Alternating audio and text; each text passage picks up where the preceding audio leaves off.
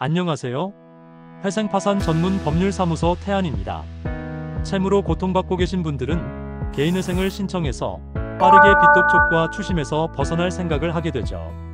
실제로 개인회생을 신청하고 일주일만 기다리면 금지명령을 받아서 빚독촉과 추심을 금지시킬 수 있는데요.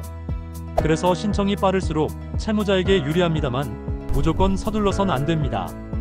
오늘 영상을 통해 금지명령을 빠르게 받으려면 어떻게 해야 하는지, 그리고 금지명령을 못 받는 경우와 그 대처 방안까지 쉽게 알려드리겠습니다.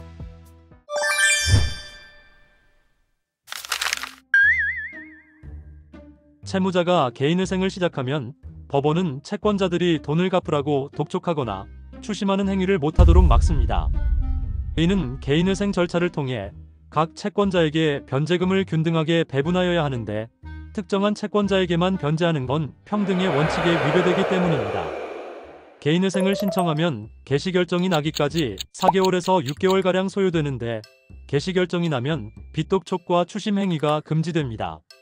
그런데 4개월에서 6개월이라는 시간은 현실적으로 채무자가 감당하기에 너무 길고 버겁죠. 때문에 법원은 개시결정 전에 금지명령을 내려서 빠르게 채권자들이 독자적으로 추심 행위를 할 수 없도록 합니다. 금지명령은 빠르면 개인회생 신청 당일, 늦어도 일주일 내에 나오며 모든 채권자들이 금지명령을 송달받으면 이후 독촉 전화, 문자, 방문, 강제경매, 압류, 가압류 등 어떠한 방식이든 독촉 및 추심 행위를 중단해야 합니다. 따라서 빠르게 금지명령을 받아서 빚독촉과 추심에서 벗어나기 위해서는 개인회생 자격 요건을 확인하고 신속하게 사건 신청을 진행할 필요가 있습니다.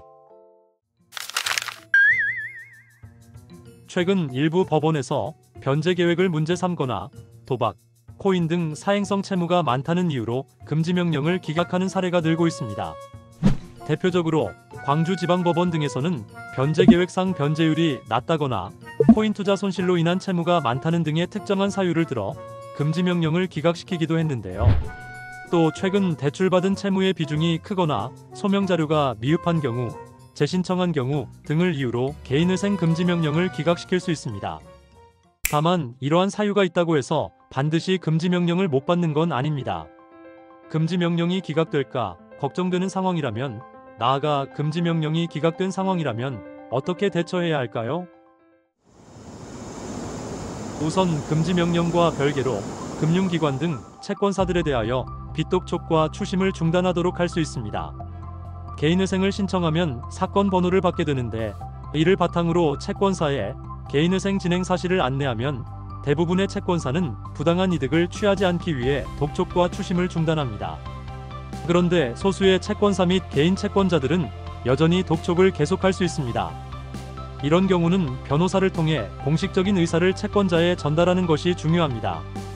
변호사를 선임하는 경우 채권자는 반드시 선임된 변호사를 통한 창구로만 연락을 취해야 하며 개인 연락처로 직접 독촉하는 경우 법률 위반에 해당하기 때문입니다. 따라서 불필요한 스트레스와 압박으로 고통받고 계신 채무자분들은 변호사 선임을 고려하는 것이 좋습니다. 한편 금지명령이 기각된 상황에서 불가피한 사정을 소명하여 다시금 금지명령을 받기 위해 법률가의 도움을 받을 수도 있습니다.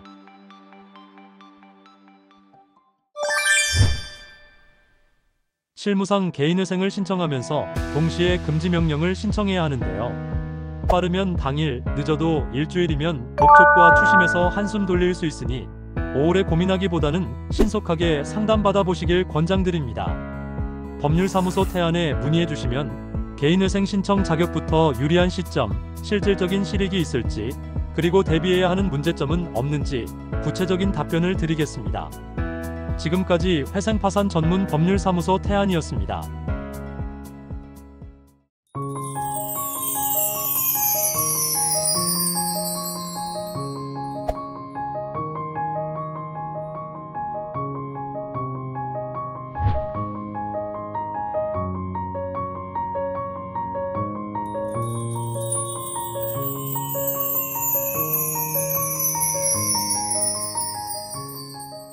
오늘 영상이 유익하셨다면 구독, 좋아요 부탁드려요.